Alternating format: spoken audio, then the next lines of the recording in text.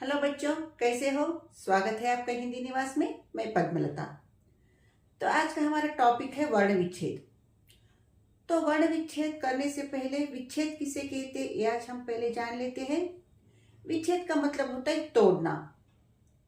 जब हम अक्षरों को तोड़कर लिखते हैं तो उसे हम विच्छेद कहते हैं। तो देखिए यहाँ पे, जब हम छोटे थे यूकेजी या फर्स्ट क्लास में, तो इस तरह शब्द दिया जाता था। एग्जाम्पल के तौर पर मैंने यहाँ पे लिखा है नयन। तो इसे अलग कर कर लिखो कहकर पूछा जाता था, तो हम इस तरह लिखते थे, न प्लस य प्लस न। इस तरह हमारे टीचर ने हमें उस एज में सिखाया था। तो उस एज में ग्रामर की इतनी समझ नहीं होती है। तो जब क्लासेस बढ़ते हैं तो हमारा ग्रामर भी बढ़ता है। तो इसी नयन को अगर हमें विच्छेद करना है, अलग करना है, तोड़ना है, तो किस तरह तोड़ा जाता है। तो इसके पहले भी मैंने वीडियोस में आपको बताया था कि कोई भी व्यंजन जो होता है स्वर से मिला हुआ होता है। व्यंजन को जो है स्वरों की आवश्यकता होती है, वे स्वतंत्र रूप से बिना स्वर के प्रयुक्त नहीं हो सकते। और स्वर जो होते हैं स्वतंत्र रूप से होते हैं, उन्हें किसी के सहारे की जरूरत नहीं होती। तो ये न व्यंजन जो है इस तरह लिखा है, यानी इसमें स्वर मिला हुआ है। अगर इसे हमने इस तरह लिखा तो समझ लेना चाहिए कि ये स्वर रहित व्यंजन है, यानी इसमें कोई भी स्वर मिला हुआ नहीं है। जब कोई मात्रा नहीं होती, बिना मात्रा का व्यंजन होता है, तो उस व्यंजन में जो है अ जो स्वर जो होता है मिला हुआ होता है, यानी हर एक व्यंजन में अस्वर मिला हुआ होता है। इसलिए हम जब मात्राएं भी लिखते हैं तो अ की कोई हम मात्रा नहीं लिखते। तो यहाँ नयन को जब हमें विच्छेद करना है तो इस तरह विच्छेद होगा, न प्लस य प्लस फिर न। इस तरह हमने नयन का विच्छेद किया है ना। अभी इसमें आपको वर्ण कितने हैं और अक्षर कितने हैं अगर किसी ने पूछा तो आपको इस तरह बताना है, 1 2 3। 3 अक्षर हुए नयन में और वर्ण कितने हुए, 6 वर्ण हुए, 1 2 3 4 5 6। तो नयन में कितने अक्षर हुए, 3 अक्षर और 6 वर्ण। तो वर्ण और अक्षर में फर्क है, हाँ फर्क है। तो वर्ण वो होता है जिसके टुकड़े ना हो सके और अक्षर वो होता है जिसके टुकड़े हो सके। मतलब वर्णों के टुकड़े नहीं होते और अक्षरों को तोड़ा जा सकता है, उसके टुकड़े हो सकते हैं। जैसे कि अभी देखिए यहाँ पे न का हमने इस तरह तोड़ा, न हलंत दिया और मतलब ये न अक्षर जो है इसके टुकड़े हुए, लेकिन वर्णों के टुकड़े नहीं हो सकते। यही फर्क है अक्षरों में और वर्णों में। तो ये था बिना मात्रा वाला शब्द जिसका हमने इस तरह विच्छेद किया है ना। अभी मात्रा वाले शब्द का विच्छेद किस तरह करना है ये हम अब जानते हैं। तो देखिए यहाँ पे मैंने अभी जो है यहाँ पे 3 शब्द दिए हैं, भारत, आधिक्य और शक्कर। तो इसका हम अभी वर्ण विच्छेद करेंगे। तो जब हम भारत का वर्ण विच्छेद करते हैं तो भ की कौन सी मात्रा हुई, आ की मात्रा हुई। मतलब यहाँ आ स्वर जो है भ अक्षर में मिला हुआ है, इसलिए हमें यहाँ पे भ हलंत आ। इसके पहले नयन में कोई मात्रा नहीं थी, इसलिए हमने अ स्वर उसमें मिला हुआ है कहकर अ लिखा था। लेकिन यहाँ भ को जो है आ स्वर मिला हुआ है भा में, इसीलिए हमने भा को इस तरह तोड़ा, र हलंत अ प्लस त हलंत अ। इस तरह हमने भारत का विच्छेद किया। तो समझ आया मात्रा वाला चाहे कोई भी मात्रा हो, इसी तरह हमें विच्छेद करना है। फॉर एग्जाम्पल और एक आप शब्द देती हूँ यहाँ पे,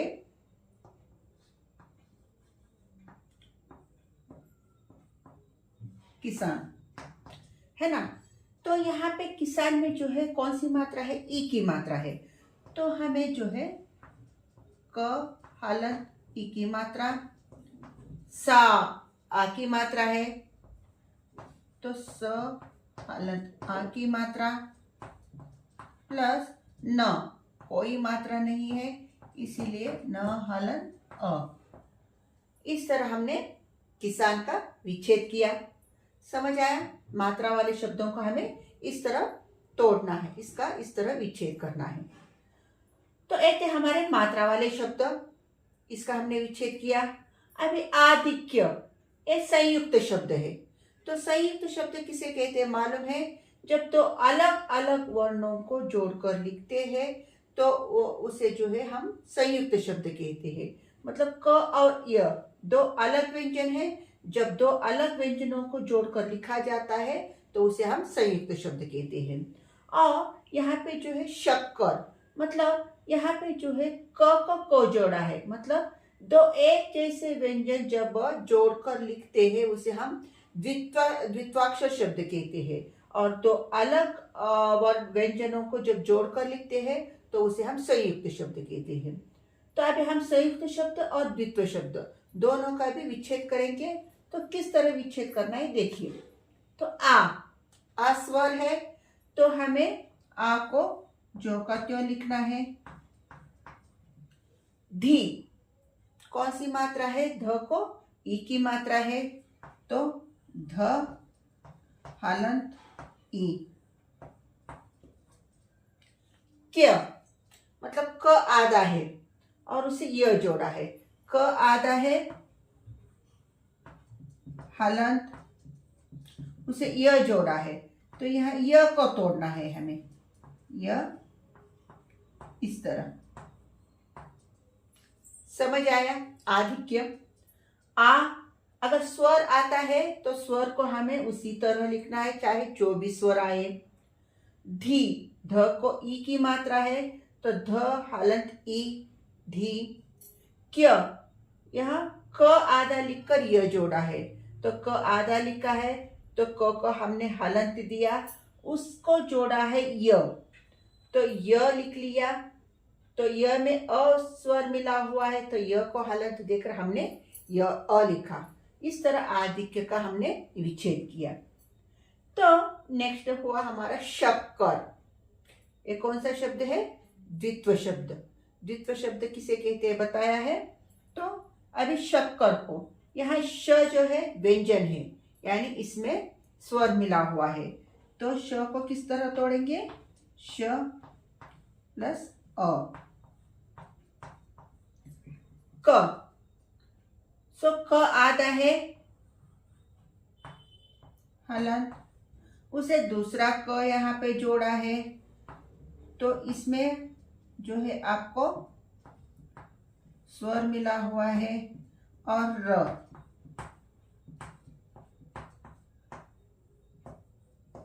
शक्कर।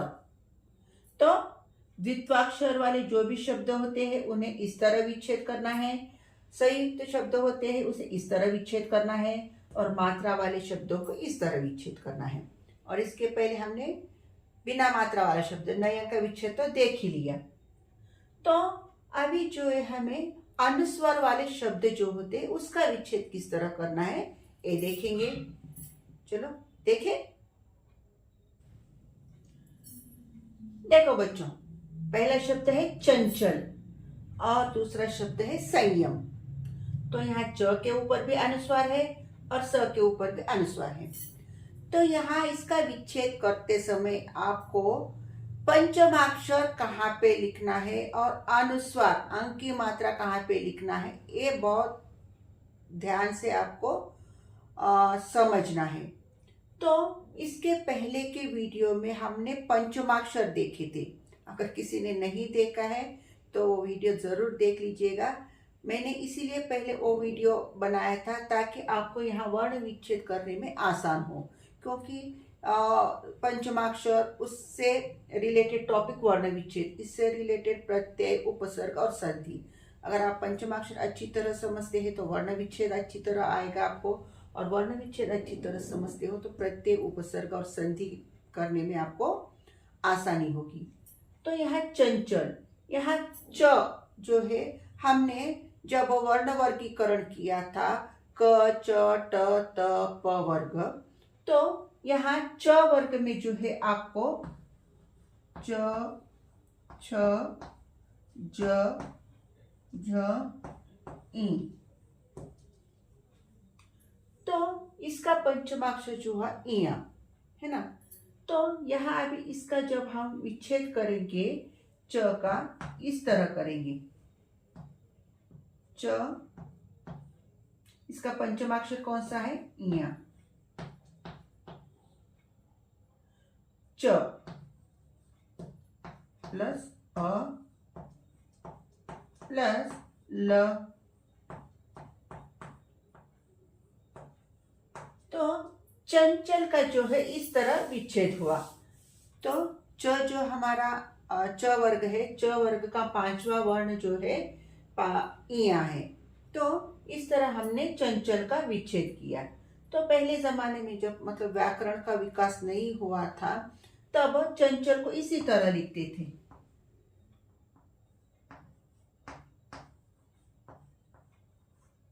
इस तरह चंचल को लिखा जाता था। तो चंचल का विच्छेद हमने इस तरह किया।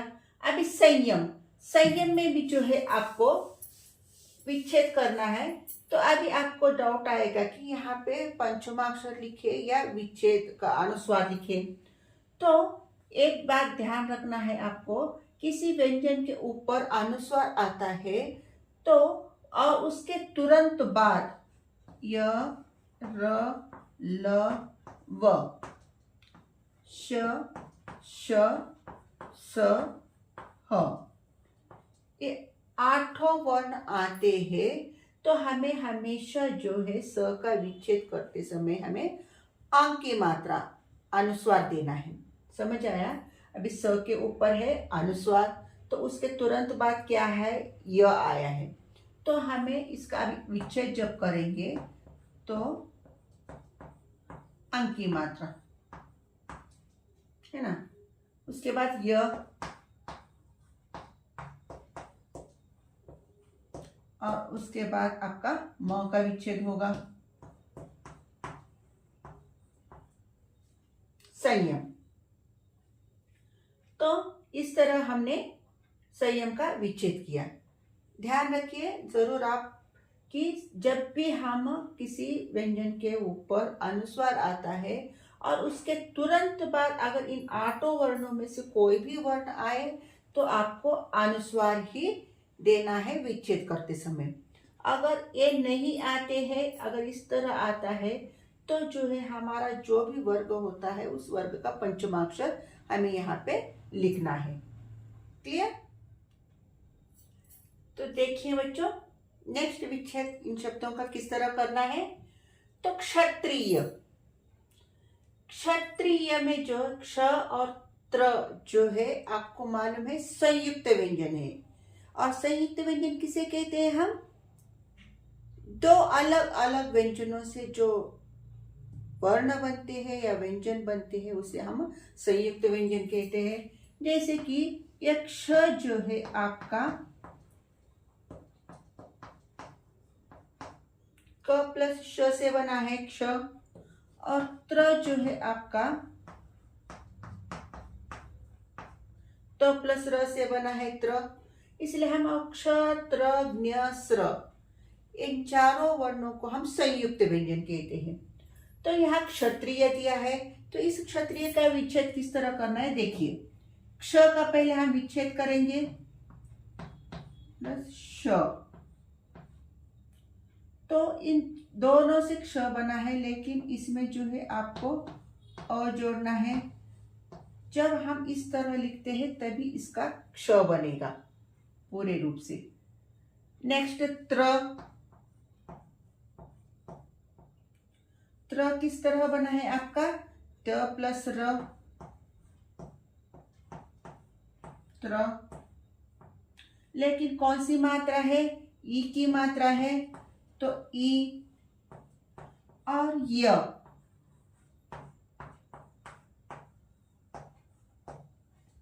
इस तरह आपका क्षत्रिय का विच्छेद होगा। कंफ्यूज होने की जरूरत नहीं है, बहुत ही आसान है।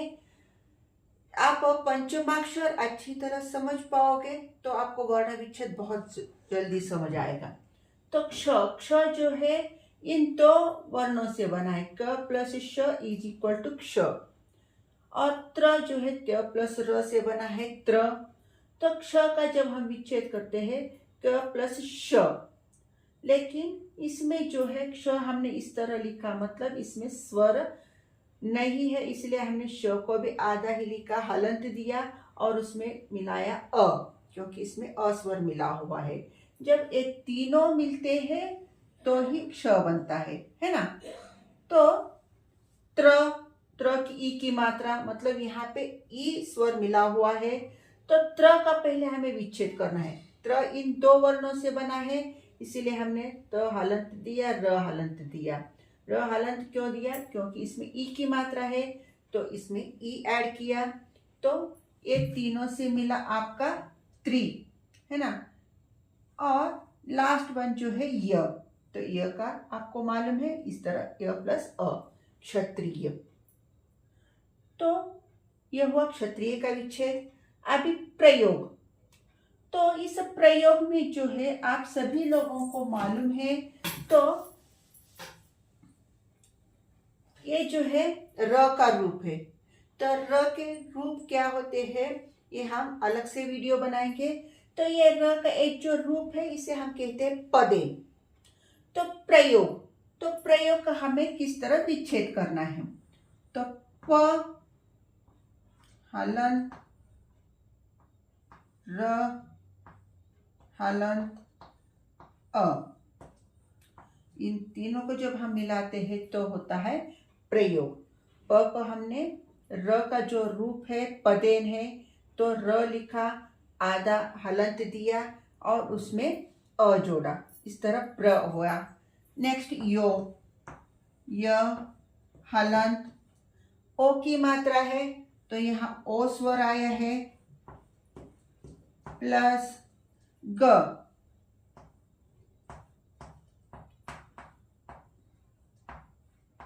इस तरह प्रयोग का आपका विच्छेद होगा। समझ आया? तो चलो अब अतः इस शब्द का विच्छेद करते हैं। हमने बिना मात्रा वाले शब्द, मात्रा वाले शब्द, संयुक्त और द्वित्वाक्षर शब्द, उसी तरह अनुस्वार वाले शब्द का विच्छेद अब तक सीखा। तो अतः इसका विच्छेद का इस तरह करना है, मतलब यहाँ त को जो है विसर्ग दिया है, यानी अह की मात्रा है ना। तो इसका विच्छेद किस तरह करना है? अ जो है स्वर है, तो आपको उसी तरह लिखना है। तह, तह को विच्छेद करते समय त हलंत आह की मात्रा। इस तरह विसर्ग के शब्द भी इस तरह हमें विच्छेद करना है। तो हमने अब तक जो है बिना मात्रा वाले शब्द से लेकर संयुक्त और द्वित्वाक्षर शब्द, अनुस्वार और विसर्ग शब्द के भी हमने विच्छेद किए। तो बच्चों कैसा लगा वीडियो? आशा करती हूँ कि आपको वर्ण विच्छेद समझ आया होगा। अगर कोई डाउट हो तो कमेंट बॉक्स में ज़रूर आपके डाउट्स पूछिएगा, मैं तुरंत क्लैरिफिकेशन दे दूंगी। तो अगर आपको वीडियो अच्छा लगता है तो लाइक कीजिए, शेयर कीजिए और ज़रूर सब्सक्राइब कीजिए और अपने दोस्तों से भी सब्सक्राइब करवाइएगा। तो अगले टॉपिक के साथ मिलते हैं, तब तक के लिए धन्यवाद।